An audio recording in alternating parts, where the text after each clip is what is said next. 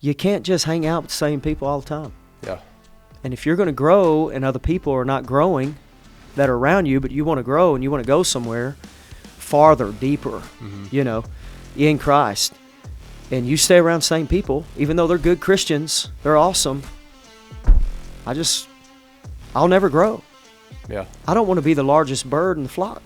Hey, what's up, everybody? Welcome to the Sunday Extended Podcast. I have got a special guest with us today. It just so happens to be my son-in-law. He is actually here on staff now, moved from Oklahoma with my daughter, my grandkids. Come on, somebody. It's just really good. But today he's got a few questions. I haven't heard any of his questions, have I? No, you've not. None of his questions. We're going to dive a little bit deeper into the last sermon, Dialogue with the Devil. We talked about pioneers and grasshoppers, and we're just going to dive into it real quick. I hope. Get your notebook out, get your Bible, do whatever you have to do. Don't get your notebook or Bible if you're driving down the road, please. But still, it's going to be a good podcast today. We're really going to dive a little bit deeper. Don't know if I'm going to go another week in the series or not. What you think? I think you should. What should I think preach it's good.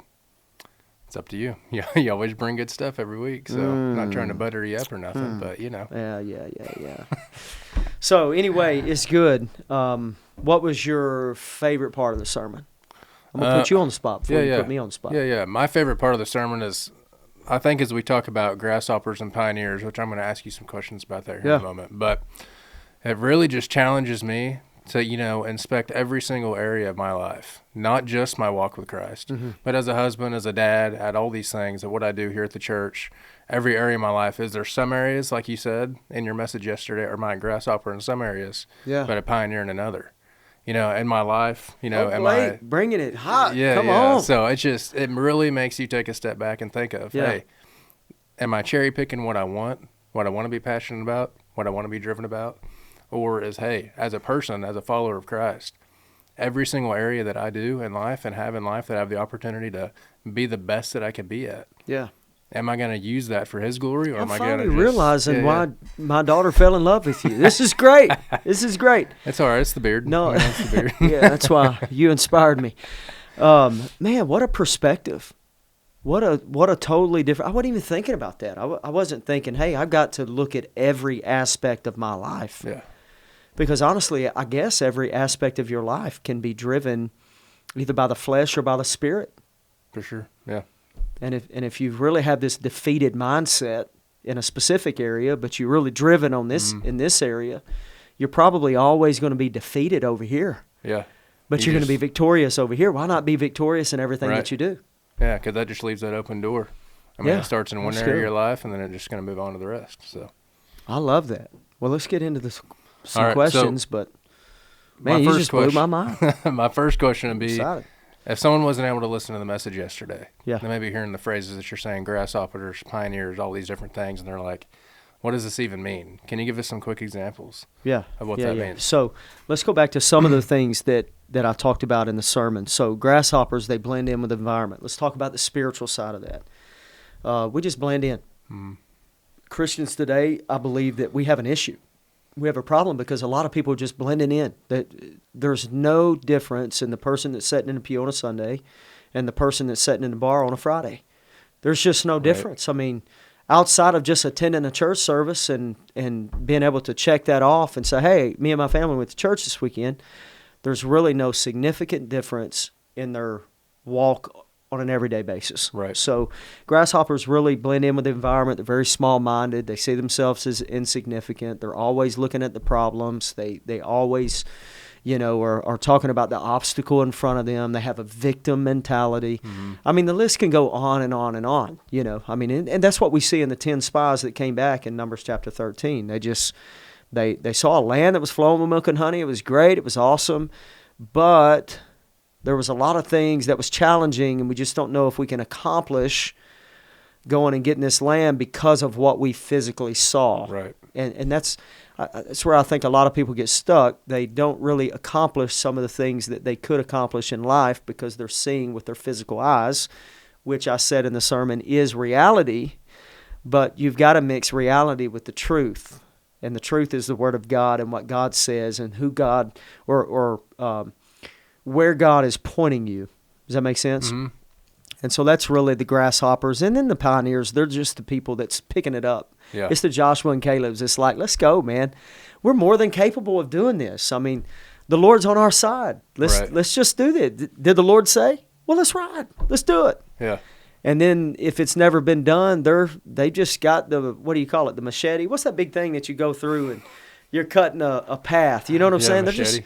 They're just cutting a path. It doesn't matter. Obstacles are not obstacles. Obstacles are opportunities in their life. Right. You know, it's just an opportunity we have. And I think as Christians, we ought to approach everyday life as an opportunity. Yeah, for sure. You know? For sure. Like, this is an opportunity. It is. This is something that we get to do. Yeah. You know? So, oh no. And then that's kind of the difference. So the thing about this is, like, when I hear you talking about this, I can tell you're a pioneer. Yeah. Everyone that knows you knows that you're a pioneer.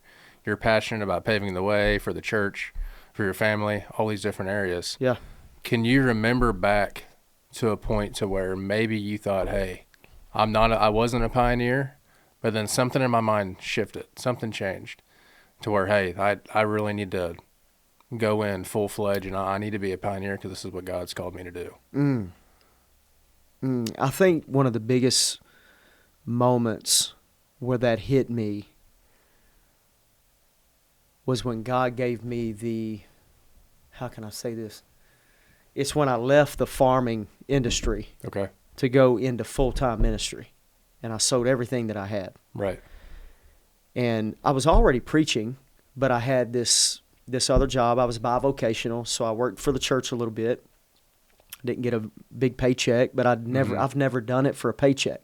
If I was doing it for money, I would have never quit doing what I was doing because I still don't make enough or as much money today as I did 25 years ago or 28 years ago. But I think it was that moment that God spoke to me and showed me, I'm behind this. I'm with you. And if I could go a little bit deeper, can I tell you a little bit of the story? Yeah. So I'm having this moment with God one morning. I don't know why I wasn't on the farm, but I was at the church. I was in the office. And I had this moment with God, and I knew that God had given me an ultimatum. Some people wouldn't believe what I'm about to say, but this is my conversation with God. And I know that I was having a conversation with Him, and I knew He was speaking to me. But I was bivocational. I was doing both. I was farming and I was preaching. I was leading the church. Church was doing okay at this point. It had fallen apart before, lost half the people. I was making the right decisions in the wrong ways. I mean, it was just very, I was on the leadership side very immature at the moment and really didn't know what I was doing. And God gave me an ultimatum, and He said, you can either preach or you can farm. Choose one. You can't do both. But then He follows up with this, whichever one you choose, I'll bless you. Yeah. And I had a peace in me at that moment to go, and some people would go, oh, are you saying that if you would have chosen farming over preaching, God would have blessed you? Oh, absolutely.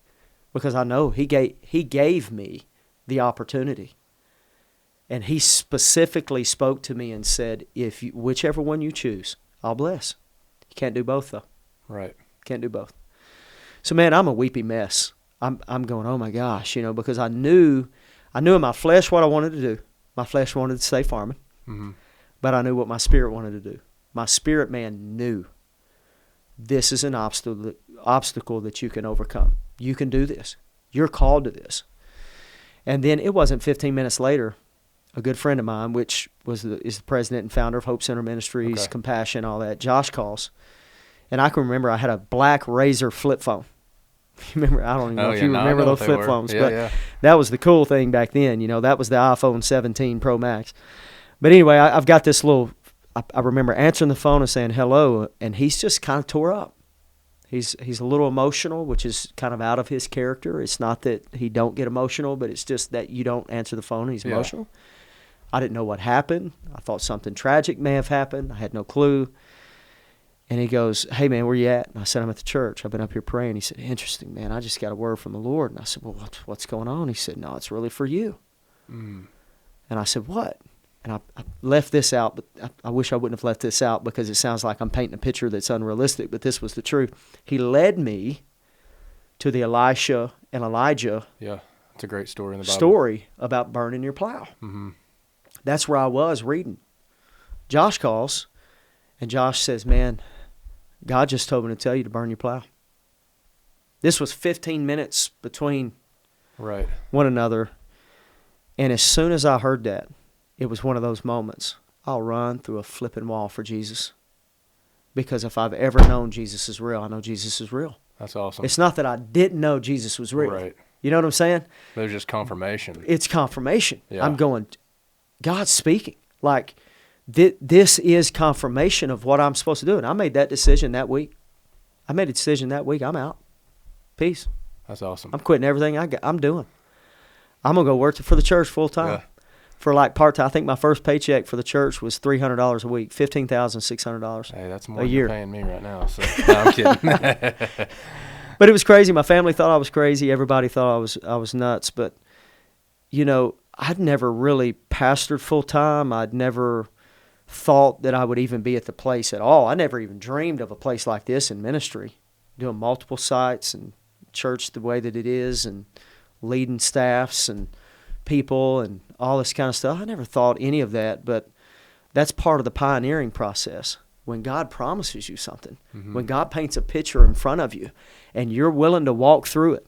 There was tons of sacrifice along the way. I mean, there was moments where we almost lost our marriage. We just wasn't in a good place spiritually. At times, we wasn't together in the sense of, I mean, heck, I went through a whole season where my wife didn't even attend the church that I pastored because of conflict in the church, and there was just ups and downs and ebbs and flows and moments where you thought that you made the wrong mistake, and you just keep pressing, and that's the pioneer, man. I've always had that spirit, which you kind of know me. Right. I have an addictive personality somewhat, but if I know God has told us to do something, we're going to go do it. Yeah, for sure. And if I got to sacrifice to make that happen, we're going to sacrifice. We'll do whatever we have to do. That's good. That's so good. I think that was the pivotal moment for me to really go all in ministry. I've had several pivotal moments of I've got to roll my sleeves up. Yeah. And I almost quit ministry one time. Same guy. First time I ever met Josh. This was probably 9 months before, the conversation I just had. Mm-hmm. But I called my district superintendent, which I was part of a denomination at that point, and I just said, hey, I'm resigning, and I'm going back to farming. I don't want to do this anymore because there was a lot of emotion, there was a lot of offense, there was a lot of conflict in the local church that I was in. We had grew the church down from 120 to 60, Man. And 60 is a high number. It was probably more like 45 to 50. I just thought that everything was crumbling around me, and I was going to quit until I talked to a pioneer. Yeah. That's why it's important to surround yourself with the right people. Yeah, that's just what I was about to comment on. Yeah. You can tell in your story here that every time that, the Lord was speaking to you, that confirmation or someone to really pull you back in line. Yeah. It's so important for us as pioneers to surround ourselves with people that are what we want to be. Yeah.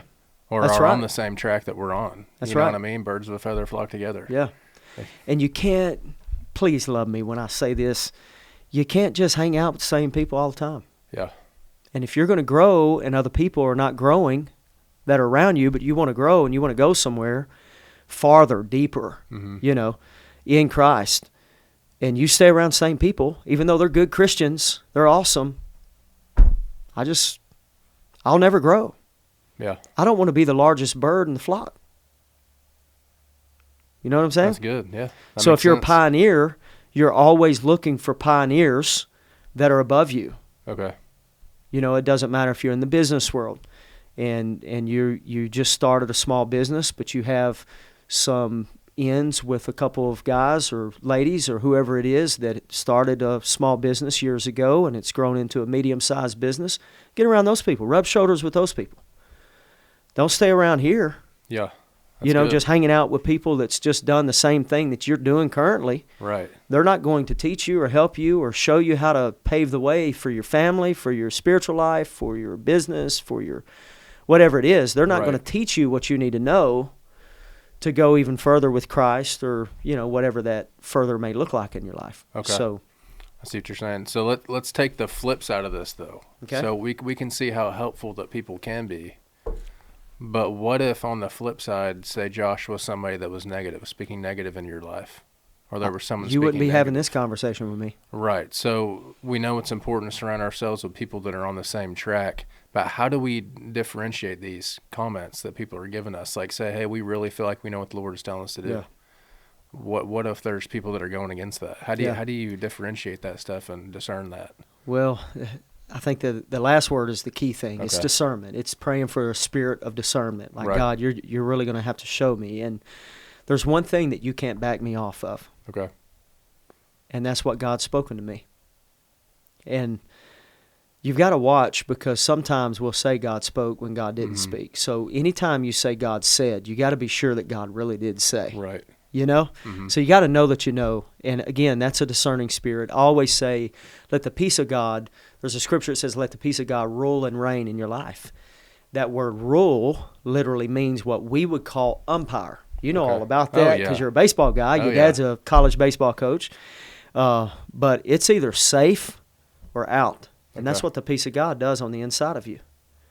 And part of that is discernment too. Right. So the peace of God will lead you to some type of discernment. If I'm around someone that is coming against what I feel like the Lord has spoken to me, and I'm in tune with the Holy Spirit, the peace of God's going to rule in that moment. And he'll say, safe. Hey, listen to them. It's safe. What they're saying is safe. Right. Or he'll say, out. And then that's where that, what do I mean when I do this right here? What am I talking about? You got that gut feeling, man. Like for me, somehow there's this nervousness. I don't know how else to explain it. Yeah. It's not nervous. Oh, it's just like, man, something. Just feels off. Something ain't right, man. Right. Something's just not right with this. And I've leaned on that in my life, and I've made right decisions, and I've ignored that in my life, and I've made bad decisions. Because you look at people and you go, yeah, but man, maybe I'm wrong. Yeah. Because of who the person is and the influence that person has in my life, or the spiritual maturity that you know that person has. But it doesn't matter how spiritually mature people are. Some people miss it. You just miss it sometimes. Sometimes you get wrapped up in emotions, feelings, your own personal thoughts. You know, and I'm never looking for those types of things from people. I don't really want your personal thoughts. I get it. But if we're talking about a spiritual moment, I want you to pray and seek the face of God and see. And if he don't say anything, don't say anything. Okay. But if he says something, say something. You know what I'm saying? But if somebody goes, well, let me give you my personal thoughts. I can't live my life off of your personal thoughts. Yeah. It's just making sure what you're saying is really what the Lord's saying and erring on the side of caution. I'm not just throwing his name out there. Which is the just discernment because it's part. the easy, Yeah. I got the Lord spoke to me and said this over your life. Always discern that type of stuff because, man, grasshoppers. You know, I was listening to a video. I'm actually interviewing for a pastoral position some pastors. They're doing. I'm not interviewing for a pastoral position. Man, he's up and leaving. No, I'm interviewing pastors for a pastoral position that we have open within Compassion Network. And I was watching a reel of one of these pastors, and he said that he had went to a prayer meeting at a church the other night. And one guy gets up, and he's like, guys, we need to pray that. And he starts listening to these prayers. And then the church began to pray. And he said, the stinking next prayer is a guy gets up in the church and says, well, I feel like the Lord says we need to pray. And he said, the thing is, the next prayer that we're praying is praying against the prayer that we just prayed. So now you got two guys that are probably not on the same page in the church. And they're praying against each other. Well, this guy's wanting something going on in the church, and this guy don't want it to go on in the church. So this guy's praying for it, and the congregation's getting behind him, and they're praying in a prayer meeting. Then this guy says it. Now the congregation's getting behind them. And it's like, man, we just got to watch it, because if this guy's dreaming and this guy's a grasshopper, because grasshoppers don't like work. Right, and they don't like change either. They don't like change. Yeah. They don't like rolling their sleeves up. They just want to, do their little... Just float through. They just want to make sound. Yeah. And I don't know if you know about grasshoppers, but I can't stand the sound of grasshoppers. And I'm not just talking about people that are grasshoppers, but you know what I'm saying? You can sit there at night and you hear all of them doing their little stuff. And it's like, man, people are just going to be chattering around you, which is where David went. Or not David, but Caleb. Caleb shut the chatter down. So he quieted the people. He quieted the congregation before Moses. And he's like, stop. Y'all quit talking. We can do this. But there was more grasshoppers than there were pioneers. That just shows the importance of raising leaders in your church. 40 years. Yeah. They wandered in the wilderness for 40 years. And Moses died on the east side of the Jordan because he allowed grasshoppers. Actually, Moses died on the east side of the Jordan because he struck the rock to get the water. He did it in a way that he wasn't supposed to, which is a whole nother sermon and story. But he sat and listened to those complainers and vouched for those complainers and those people for years. And God didn't destroy him because God's a graceful God. But grasshoppers will keep you in the wilderness for years. But you'll still be in the church. Still be doing your thing. You know. Right. I think that's just Does that make sense? Yeah, that's just the importance of, you know, raising leaders in your church, raising people that want to be pioneers in your church that are on the same page, that just mitigate some of that division and some of that, you know, sitting back and being complacent. My goal is to, what would you call that?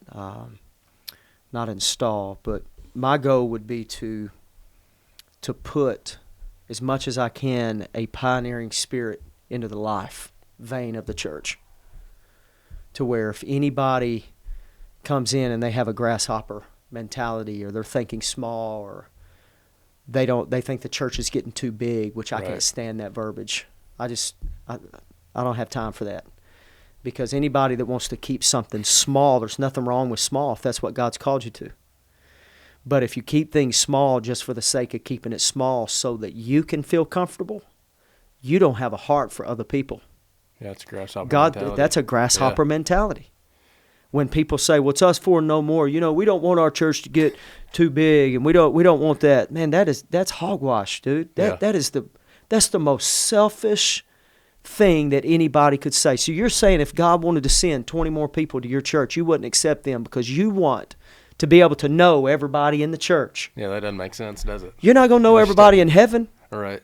Boy, all the people that are small-minded, I don't even know what the heck they're going to do when they get to heaven. Because they're going to be in this, it's not going to be, hey, put me in a small church, Jesus. I just don't know if I want to be in heaven around all these people. Right. And I'm sure, I mean, that's a hypothetical thing. We're not going to have those feelings and those emotions and stuff, which is our flesh. You got to kill that flesh, man. And so, I don't know. But good stuff. So with the pioneer spirit, so one thing that I thought about a little bit earlier is, you know, as I've stepped into a role where I've been able to build a team, do things like that, I've begun to notice there's nothing wrong with really somebody not wanting to be a leader. Like some people just don't want to be a leader. Yeah. You know, they just want to serve. They want to be a volunteer and all those things, and those are great. Those are people that we need. Yeah. But when it comes to a pioneer and a grasshopper, do you think it's okay sometimes for people that just don't want to be a pioneer? Yeah. They just want to go with the flow. Yeah. You know what I mean? Like, is there different aspects of this? Like, is it good? Is it bad? What do you think on that? Yeah. I think you can be small-minded and still get to heaven. You know what I'm saying? I do. Yeah. One of the statements that I made is they were saved by the blood, yet died outside of the promise. So they come through the Passover. They're saved by the blood. Right. They're God's chosen people. But they died outside of the promise.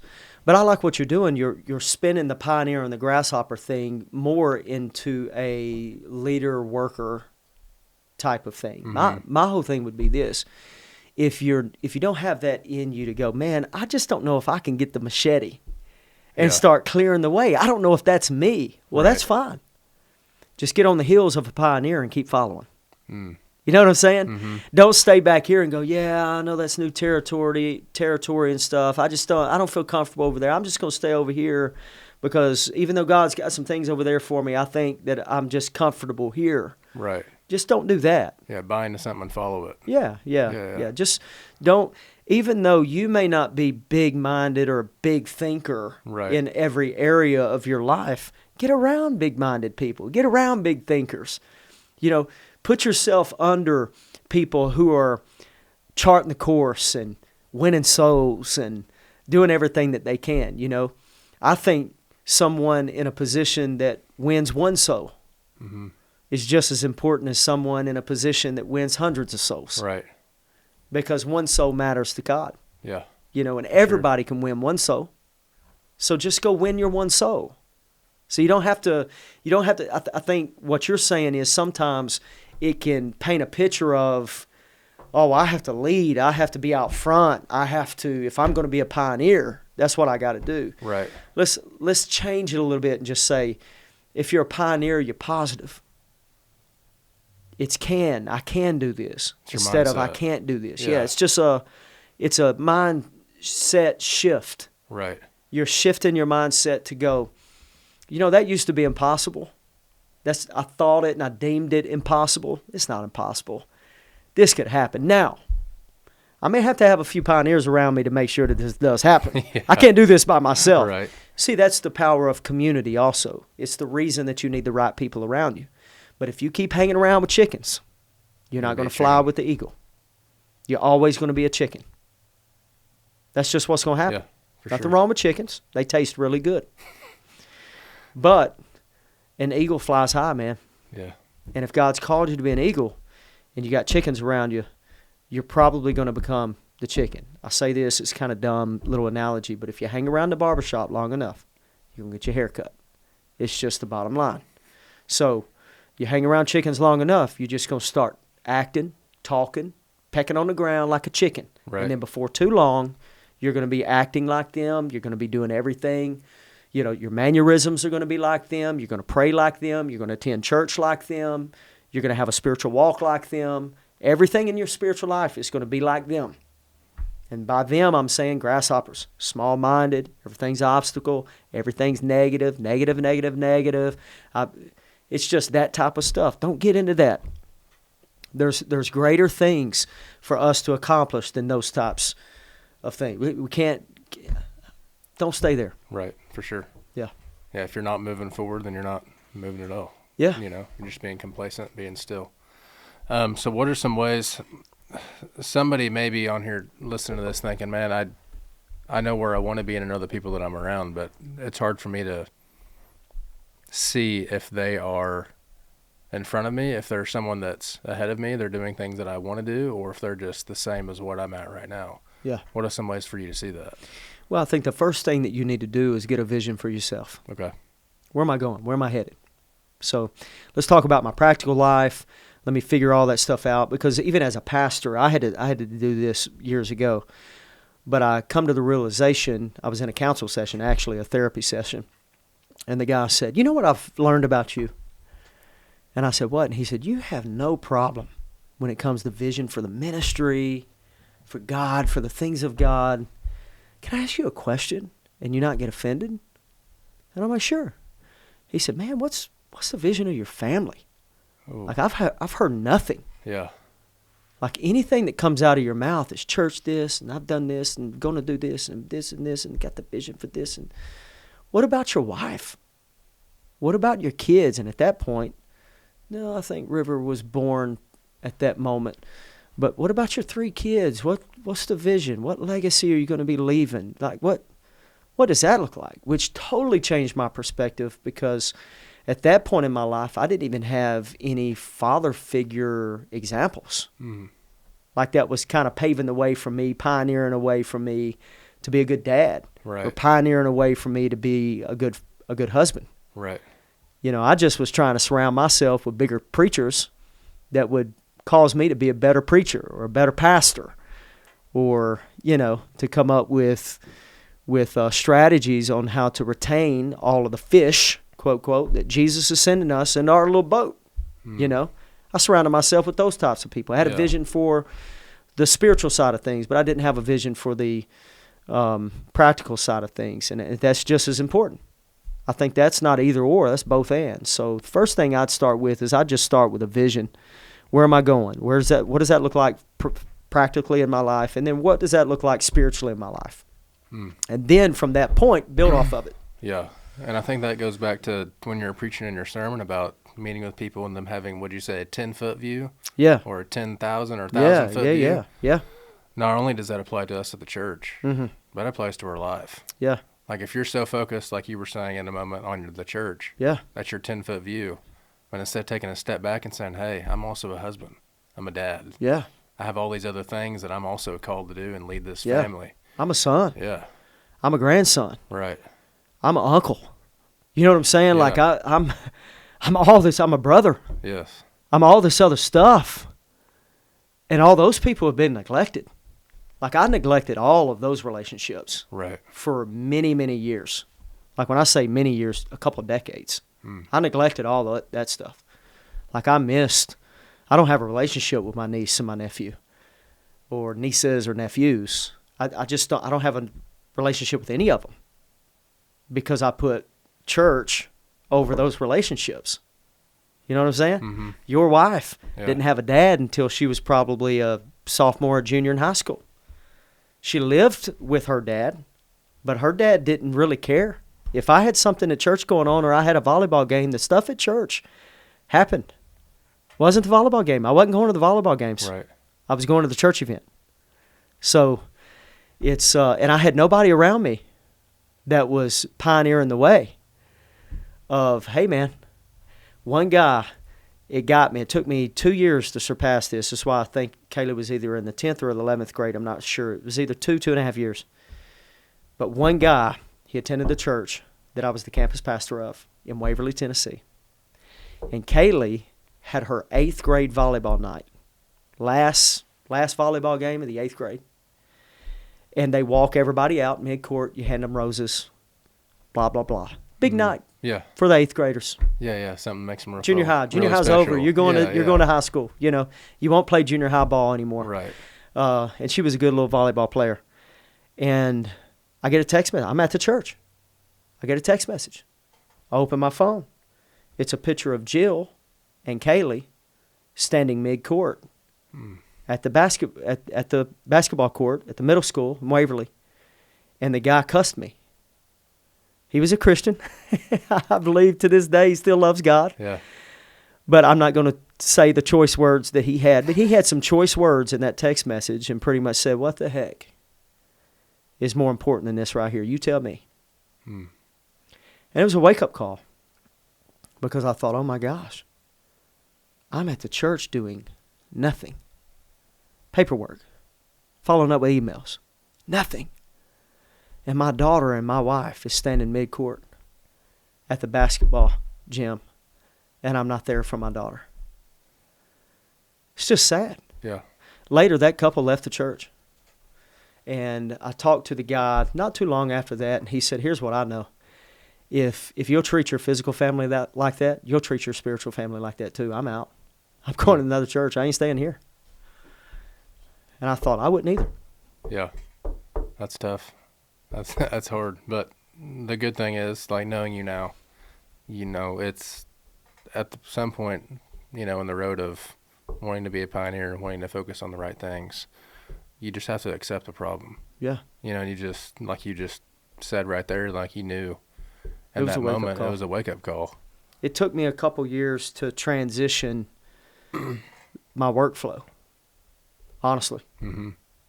And I hate to say it took me a couple years, but through selfishness, through pride, and that's just me being real and raw, through some of that, it took me quite a bit of time to really realize, dang it, okay, I've got to put my family first.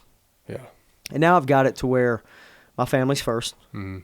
Actually, my wife's first, my family's second. And I can tell you that firsthand. I see that. So, yeah, my wife's first, my family's second. You know, my call is third. And my wife and my family will always be in front of my call because God called me to her first and then to those kids second. And then he called me to local church ministry. Right.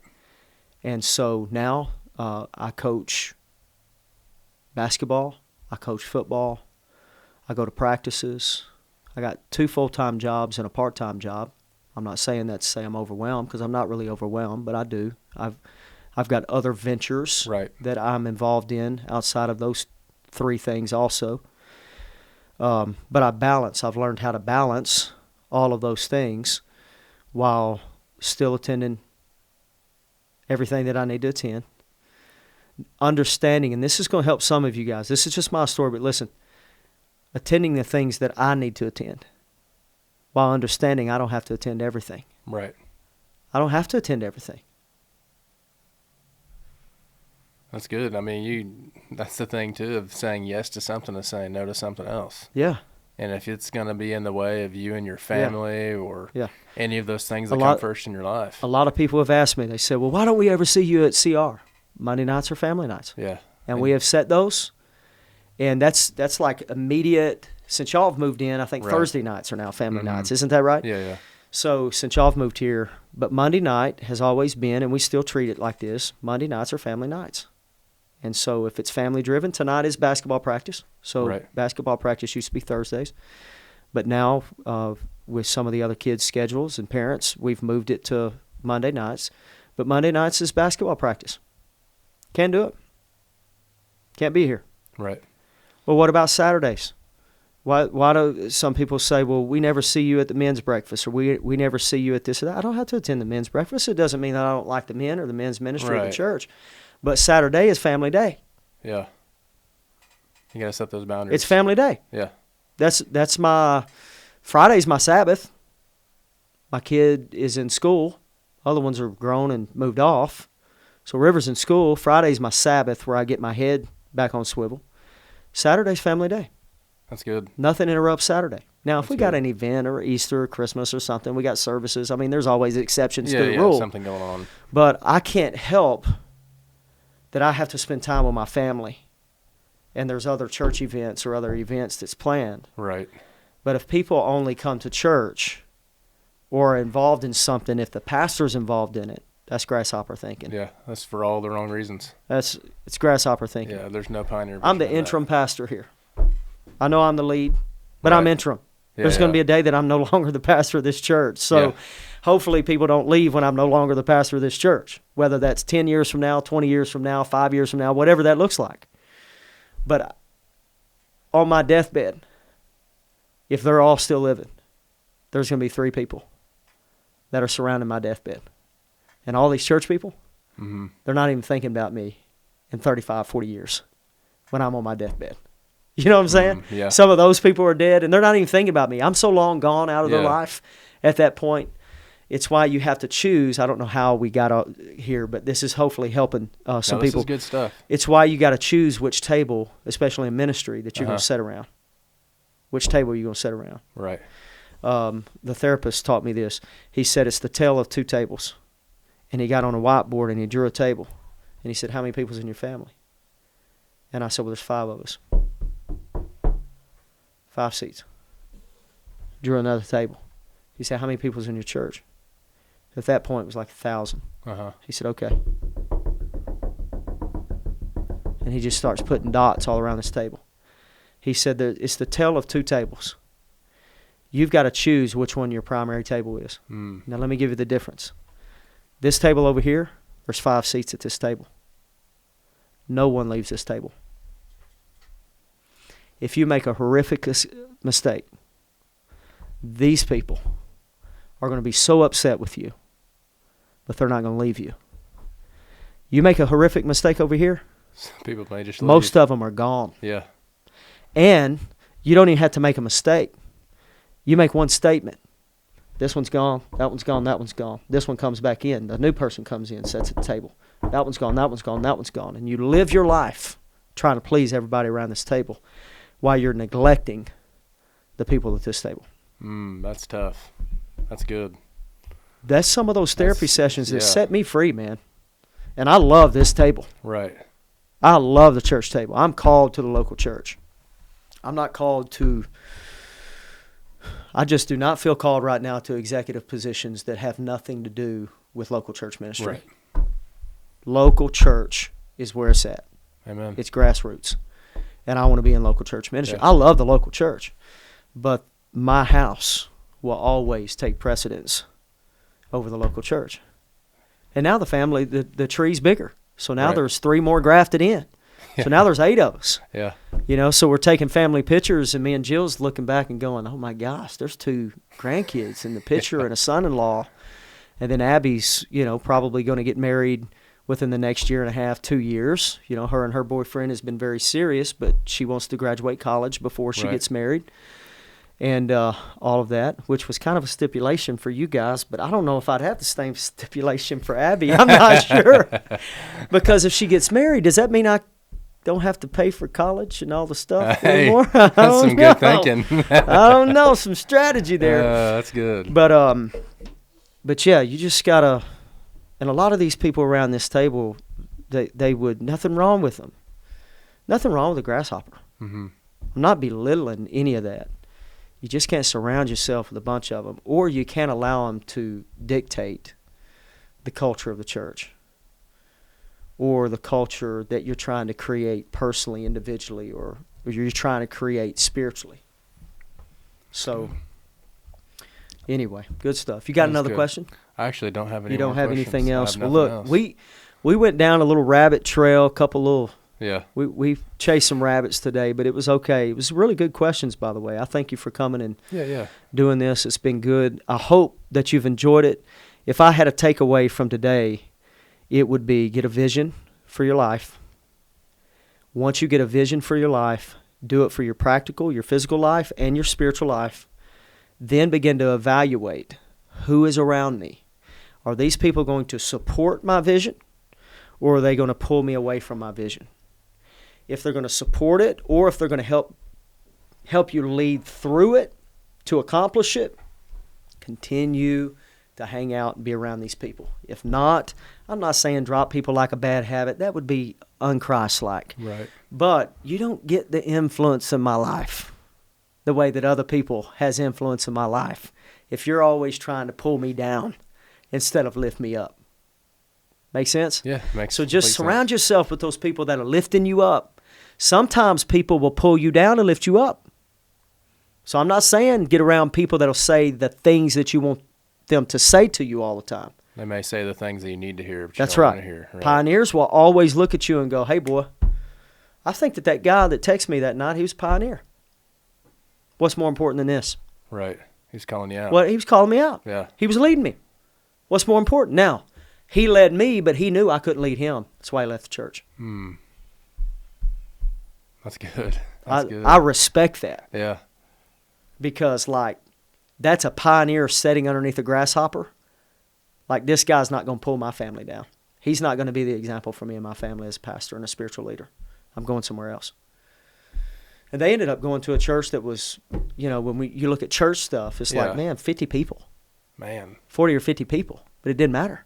Because that pastor, he could sit underneath that pastor. Wow. That pastor was probably a pioneer. Wow. That's good. It's just glean on it. Think about it. Dwell on it this week. Come back this weekend. I don't know if I'm going to be in dialogue with the devil, to be honest with you. I've got a couple things cooking. Ran something by my wife this morning. She said, Jamie, please don't. Please don't. Because the truth is there's a lot of cultural things that's happening right now, and I love addressing hot topics. Yeah.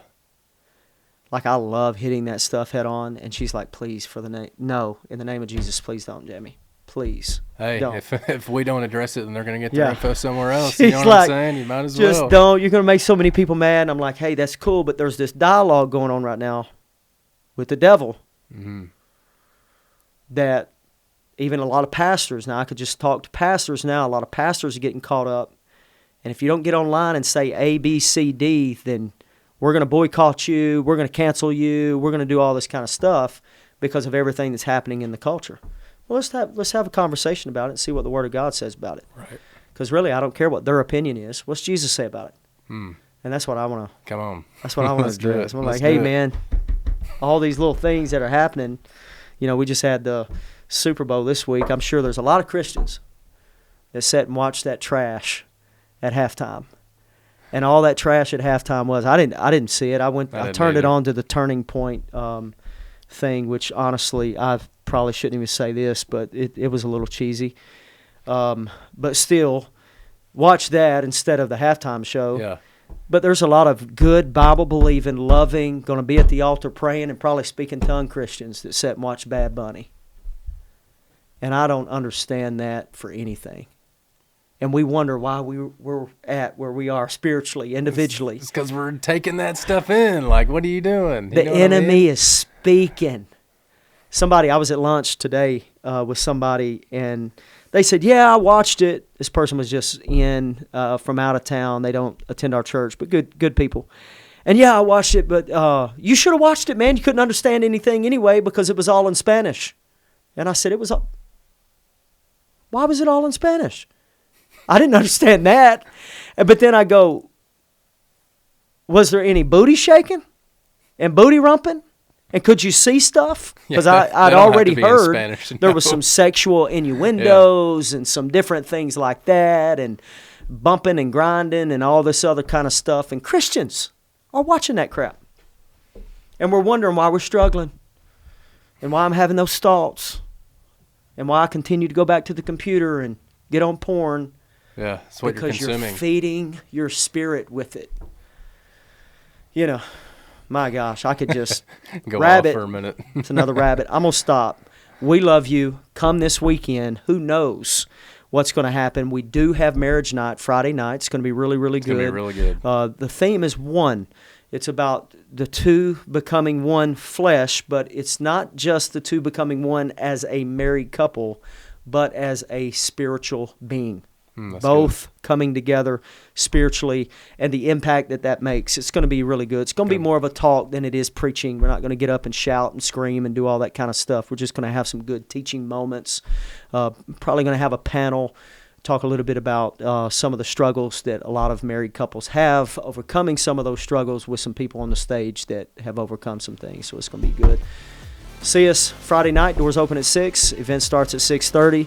Sunday, 8, 9:30. 11:15, 12:45. We can't wait to see you there. Thank you for joining. See you.